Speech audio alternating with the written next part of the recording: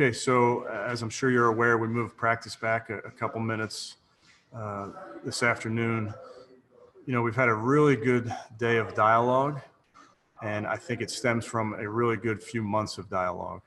This is something that been a conversation within our team, with our teammates, with our coaches, with our staff, with ownership. I think there's been such a great dialogue throughout the spring and into this summer.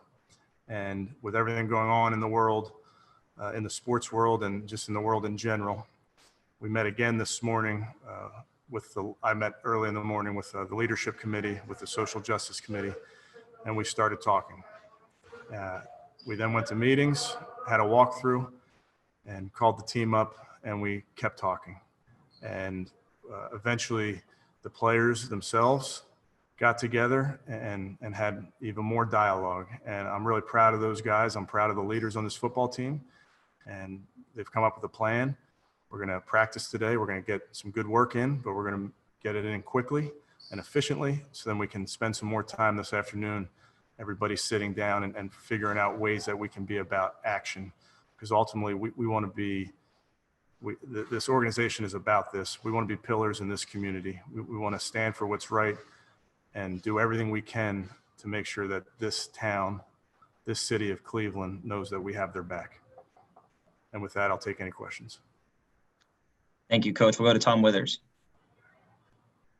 Thanks, Kevin. Where did the players meet? You said you had meetings. Did they meet then outside on the field? Is that where they did most of the talking? Yes. Okay. Were you involved in that at all or not?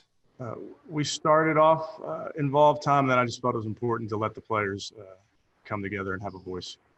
Gotcha. Miles said, and he was incredibly eloquent for 15 minutes on a number of topics. He has an idea about a petition for criminalizing hate speech, things like that. Kevin, is there something you have in mind initially that can really be impactful action in the short term? Yeah, Tom, I think that's what we're searching for, all of us. I gotcha. What are those things? And I told the players this morning, to their credit, to this organization's credit, they're doing some great things. And sometimes you don't see it immediately, and there's frustration involved right now with everyone, but I don't want that frustration to stop us from continuing to do our work in the community and to feel good about what we're doing. We're chipping away at it. Progress comes in fits and starts. And I just believe so strongly in the leadership of this team. And Miles is a very thoughtful person. And I told him that, and that's why I appreciate his lead on this. Thanks. Go to Tony Grossi. First, Rob, could you let me know if I'm coming in good enough? Yes, we can hear you, Tony. Thank you. All right, Kevin, boy, the realities of life are certainly affecting this training camp. There's COVID and those freak accidents that you guys have experienced. And now there's this renewed discussion, this important conversation. Is there some point that you worry about getting the team ready for the season? I'm in the moment, Tony, and what this moment calls for is dialogue and unity. And I think we're getting that in a bunch of ways from this football team. And that's what I really appreciate about the guys we have. Okay, thank you. Nate Ulrich, you're up. Hey, Coach. I'm just wondering, obviously we know your dad's background in the NBA, and what was your reaction last night? Pretty significant for 3 playoff games to be postponed. And did you have a feeling that the Browns were going to, be involved in some way or another when you started to see that news? I just think it goes all the way back, Nate, to the spring. And it goes back to the conversations we've been having that are ongoing. And I'm not naive to think that we won't continue to talk about this, and there will continue to be incidents. That's what we're working really, really hard on, making sure that we take care of this city first. And I think our players are so mindful of making an impact in the city of Cleveland. So like everybody, I'm watching what's going on. And yeah, I was watching what's going on with the NBA. And I don't know what the right answer is. I think we're all searching for that, but what we're trying to be about is action. And that's part of what the plan is today with the players, and get our arms wrapped around some action items. Mary Kay Cabot has our next question.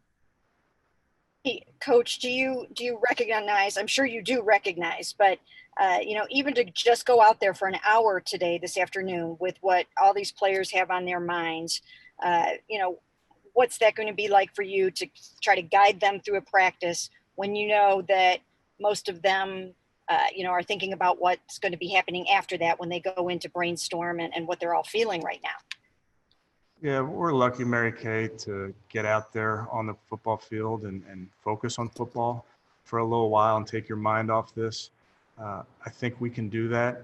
I'm not naive to think that some guys will be thinking about those meetings like you mentioned, but this was the players' idea to go out there and practice today. So I'm following their lead on that.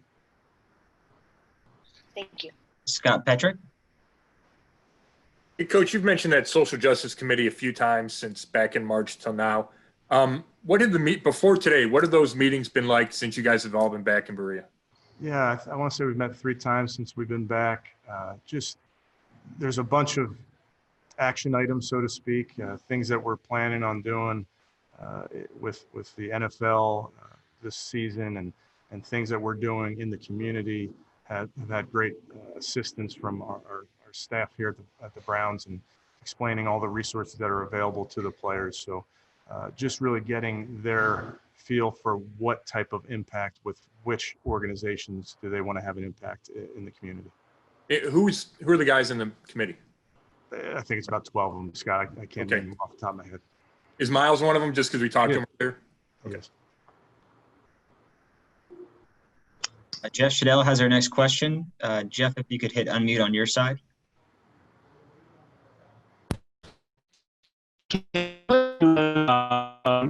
Maturity of some of your players.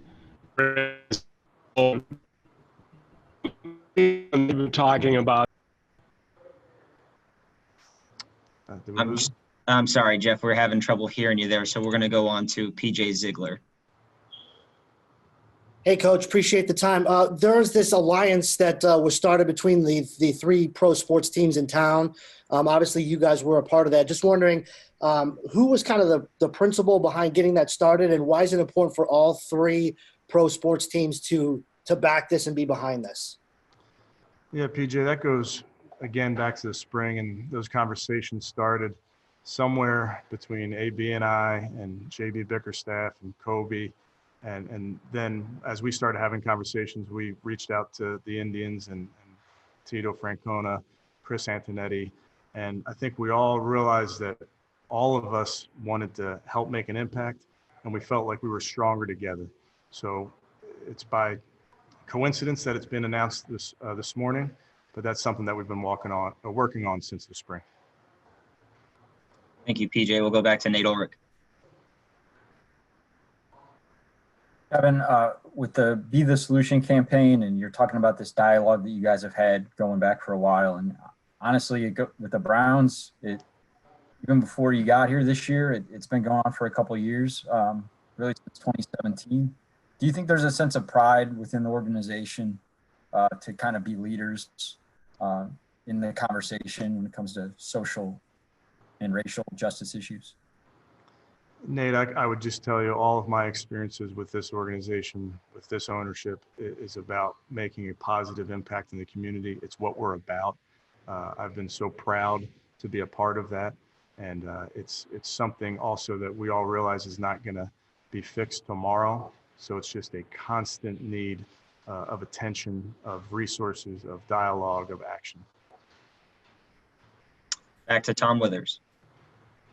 Coach, forgive me for a football question. Do you have a medical update on Greedy Williams? I really don't have an update right now, Tom. Do you expect him to be out there today? I don't think so. Jeff Shadell, your line's open. Let's try one more time. I'm having some computer problems here. What I was asking you, Kevin, have you learned something about the maturity of your players during this whole experience?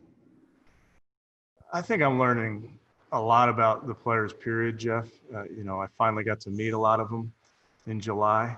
So there's players that I'm still getting to know. I will tell you, I've been so impressed with the leadership on this team. We have good football players, but we have good people. And I think they all understand the impact that we can make in our community here in Cleveland. But I think I'm getting to learn and getting to know a lot about all of them. We have one hand up. We'll go ahead and make this our last question. Scott Petrick. Hey, Kevin, kind of following up on what Mary Kay asked, when you met with the guys today, can you see the raw emotion that they're going through right now? And is their coach kind of, how do you help them process that? Yes, Scott, I think there's a lot of anger, there's frustration, but I think there's also a resolute feeling that these guys want to be part of the solution. And as much as we want to yell and scream, and sometimes we do, we want to figure out a way to help. We want to figure out a way to affect change.